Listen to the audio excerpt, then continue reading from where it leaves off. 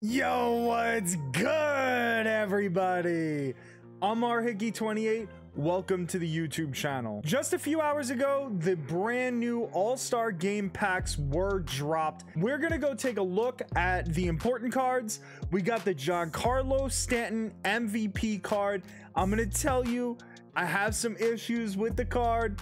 I'm gonna go through it and I'm gonna explain why I don't think he's that great. We also got Alek Manoah. If you like this kind of content, please give the video a thumbs up, subscribe to the channel, and let's show you exactly what we're working with the new All-Star Game Packs from tonight.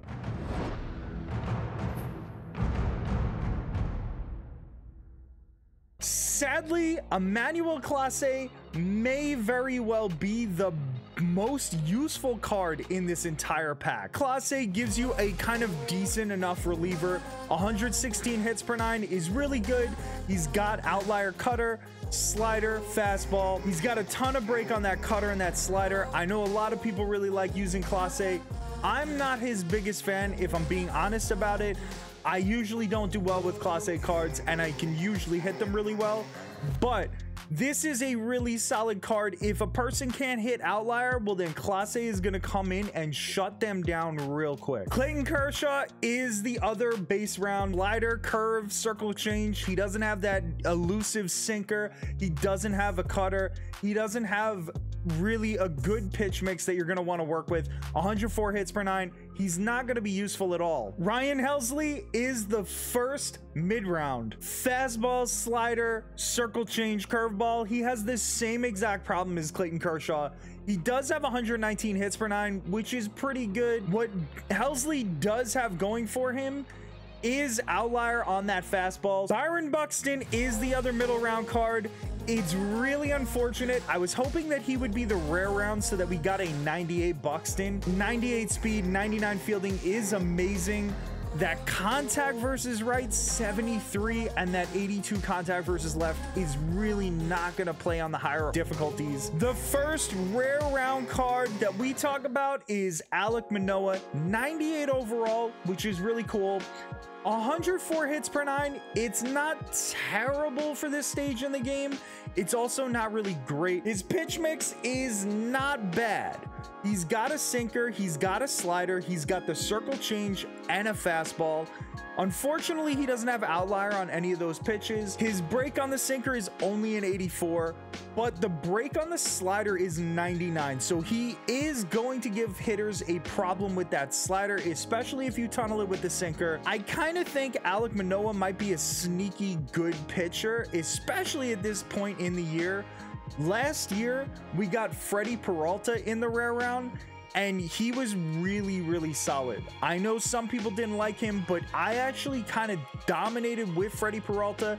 He had a very similar pitch mix, if not the same exact one. All in all, I'm excited to try out Manoah. I'm not really sure he's going to be that dominant, but he could fill in that 4 or 5 spot in your rotation. Giancarlo Stanton is the main event. He is the card that everybody's looking at. 99 overall left fielder. He plays center field secondary. He does not play right field at all. He's got incredible hitting stats. 111 contact versus right, 103 contact versus left, 125 power versus right, and 110 power versus left. The problem with this card, it's that speed. 32 speed. He is literally unplayable in the outfield. He doesn't even have good fielding stats to make up for that. 75 fielding, 82 reaction. Giancarlo Stanton is not a guy you want to trot out there in left field, and definitely never in center field. If they would have bumped him up to like 54 speed, I could make an excuse for putting Giancarlo out there in left field. Outfield defense has been good enough this year that you really don't need to worry too much about speed, but 32 is where I draw the line. It is not gonna be easy to use Giancarlo Stanton in the outfield. The best place for Stanton, in my opinion, is gonna be on your bench. The issue, again, is that he has reverse splits. He's better versus right-handed pitching than he is versus left-handed pitching.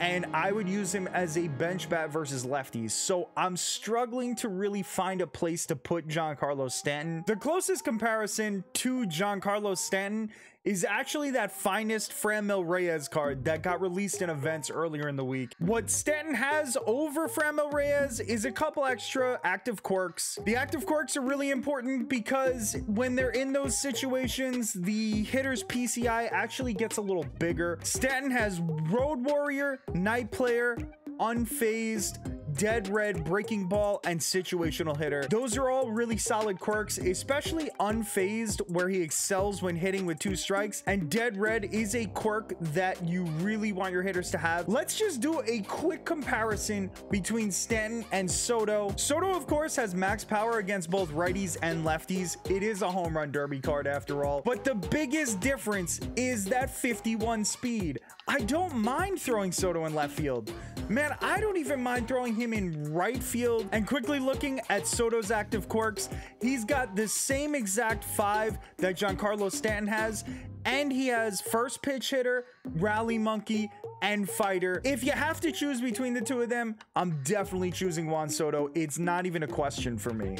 If you collect all 44 of the all-star cards, that's all 30 bosses, plus the 6 from the all-star game packs, plus the 8 from the home run derby packs, you will get Jackie Robinson. He is a better version of his 42 card from last year. Jackie's base card starts at max contact. He's got 88 power versus right and 80 power versus left.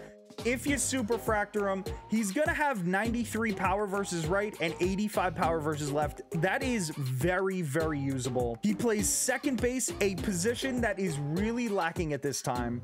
He plays first base, third, and left field as well. I would have no problem running out 87 fielding at any of those positions. He would take a 5-point decrease in fielding if you threw him at one of his secondaries. 96 speed makes up for any of those deficiencies. This Jackie Robinson card is the sole reason why Giancarlo Stanton is worth it. Unfortunately, Giancarlo Stanton is really not that great a card. The ones that I'm more excited about are Clase, who I really don't think is going to be much more than kind of a mid reliever, and Alek Manoah, who could sneakily be a really great card. I gotta try him out. I gotta see for myself. Something could change with the new all-star program that is coming out today, so we got to keep an eye out for that. They might add a couple extra cards. I don't know about that. I'm not counting on it, but it is a possibility. But more than likely, it's just going to be a program that has a home run derby pack